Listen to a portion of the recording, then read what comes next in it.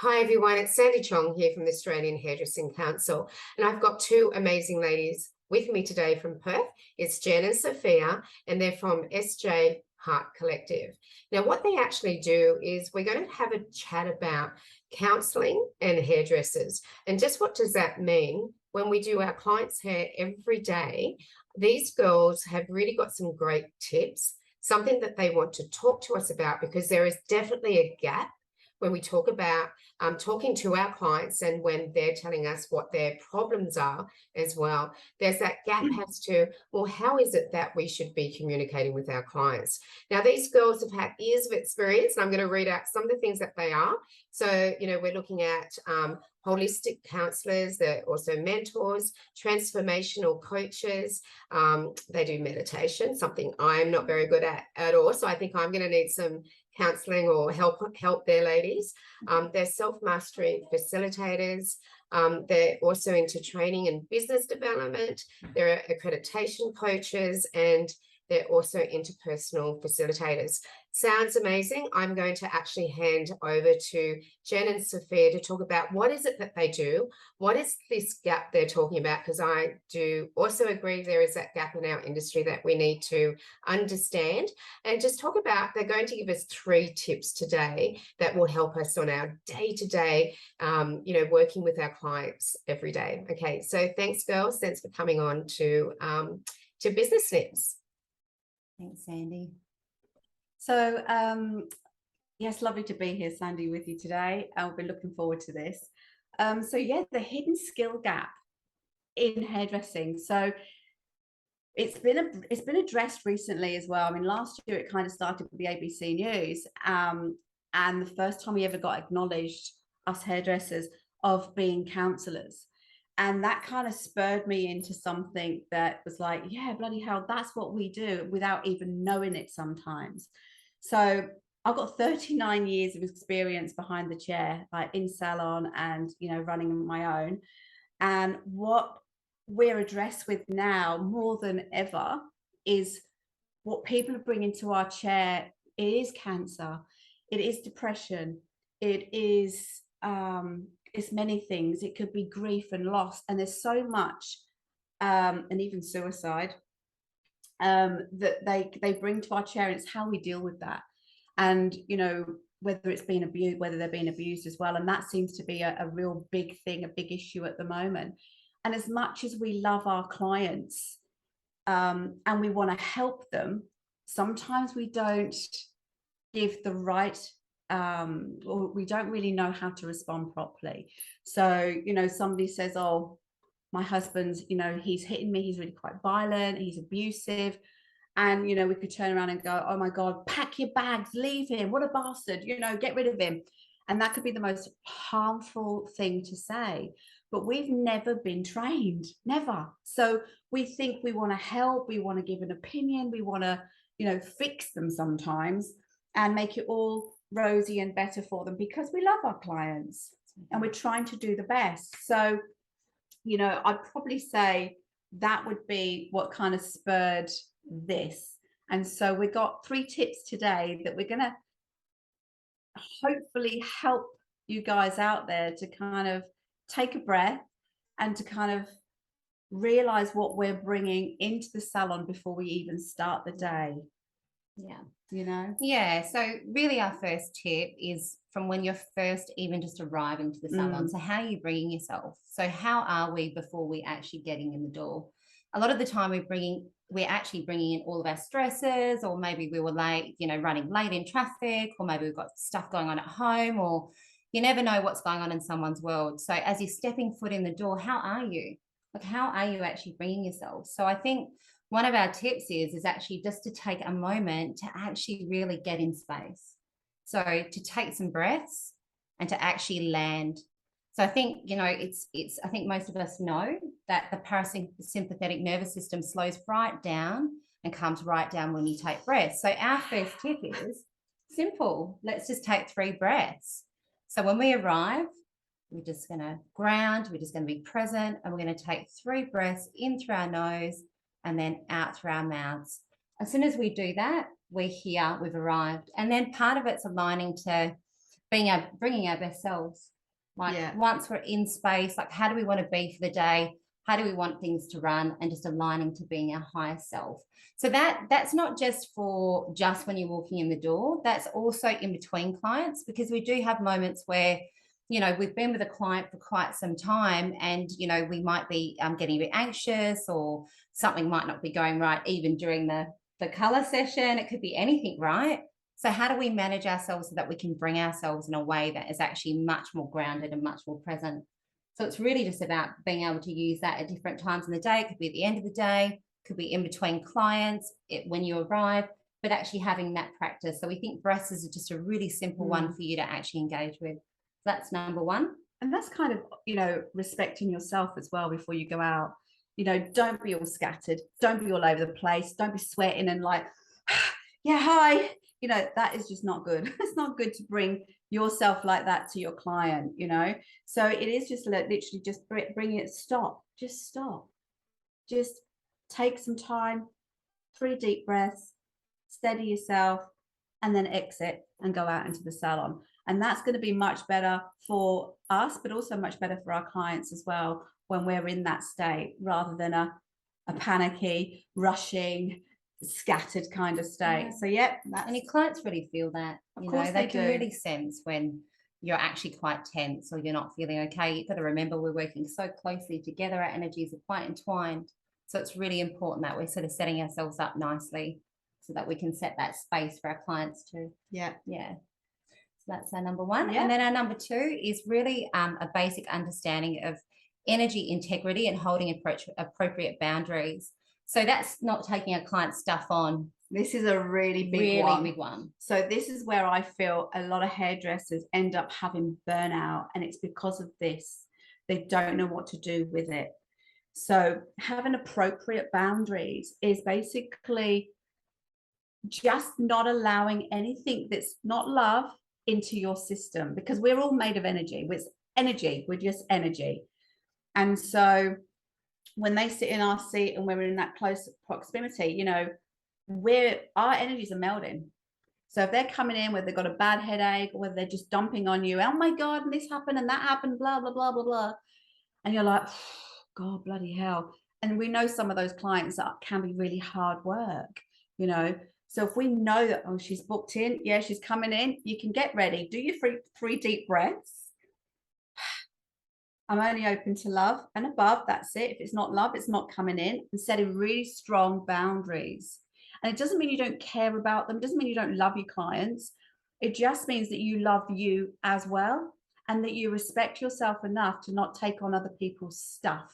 That is not our job, because what happens is when we do that, and by the end of the day, if it's an 8-hour, a 10-hour shift, by the end of the bloody day, everyone's like, fuck, where's the wine? Well, you know, something to release, something to numb that, oh my godness, you know.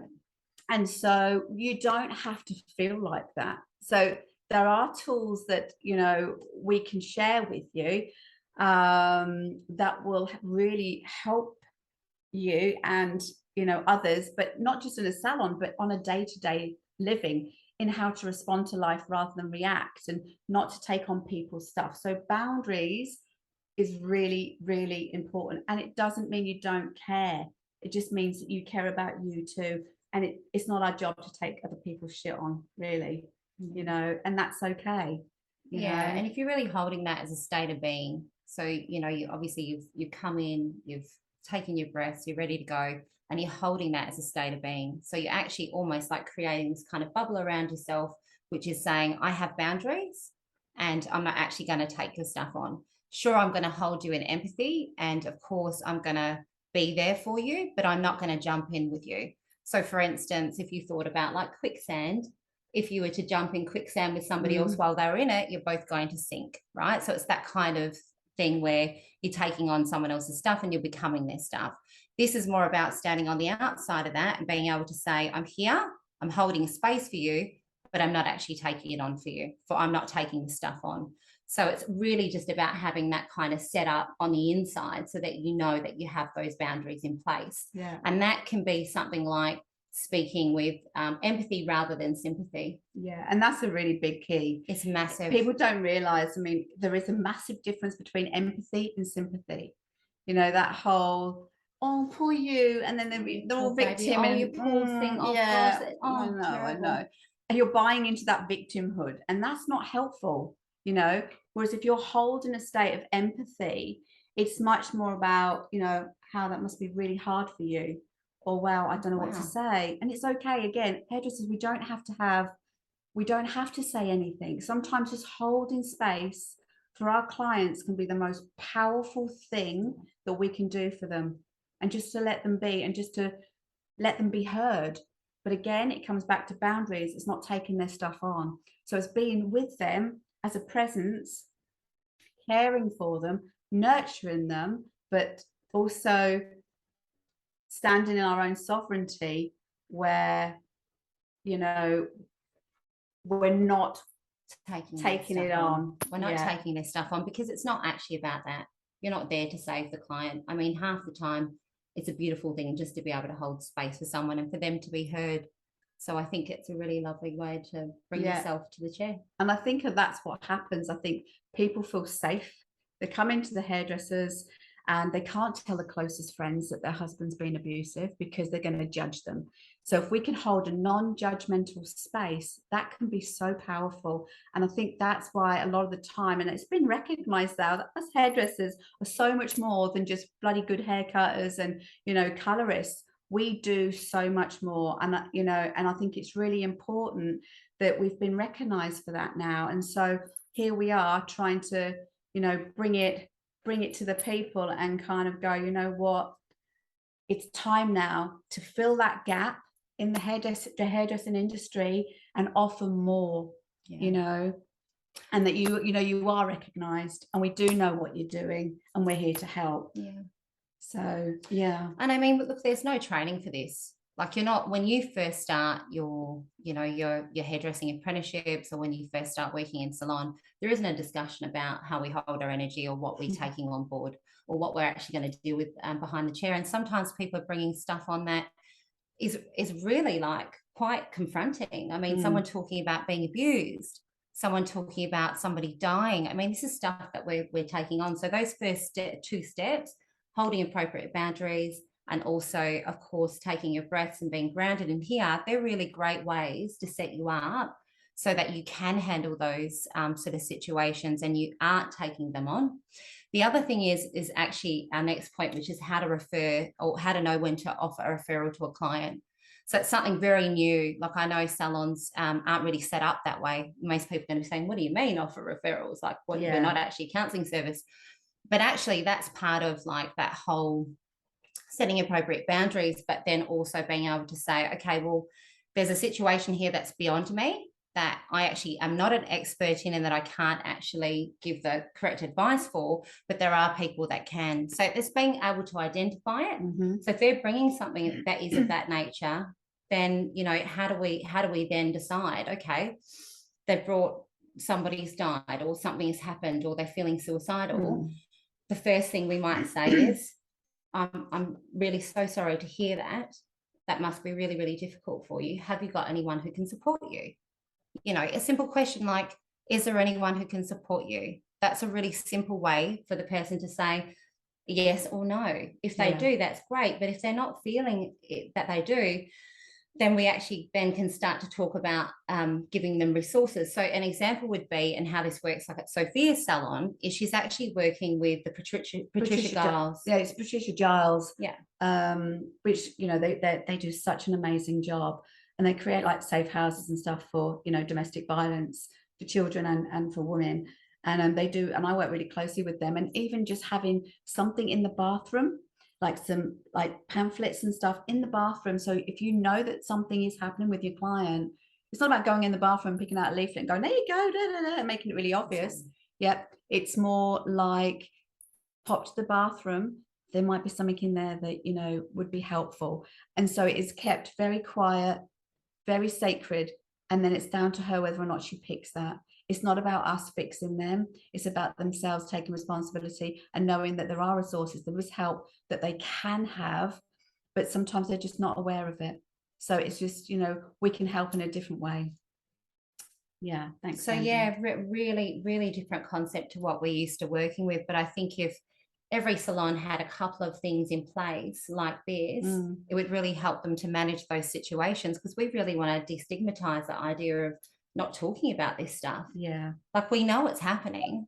Yeah. So, you know, we really need to address that. I think you just in that short time, you've given so many wonderful tips for every salon owner and also for their employees. I particularly love "I'm only open to love and above." I thought that was really great. My one all year has been, I'm not going to talk to any more idiots, but I much prefer "I'm only open to love and above." I think that sounds much more caring. And I do think that hairdressers are often emotional custodians, and we talked about this at the AHC Summit recently, how we do take on a lot of that around us. And, you know, clients come to us because we do help their self-esteem and their confidence. Yeah. And yes, sometimes they do load onto us, and then all of a sudden we have a salon that is, you know, they're feeling like they're emotional custodians and they're burnt out because of what they've had to hold as well. So thank you, ladies, for sharing what you do. I think that, you know, I know that you have a one-day program, which we must tell everybody when that is. Yeah. And so we'll make sure that we let everyone know on our channels so that they know about your one-day program, because in that short space there was so much to learn. So I can imagine how much a difference it would make to any business if we did one day with you two. I can see that be absolute value in that. So all the very best, and thank you for coming onto Business Snips with the AHC, and I hope to actually get you back for some more tips, because that was really amazing, really interesting. Thank you so much, Sandy. Thanks, Thank Sandy. you. Thanks. Bye.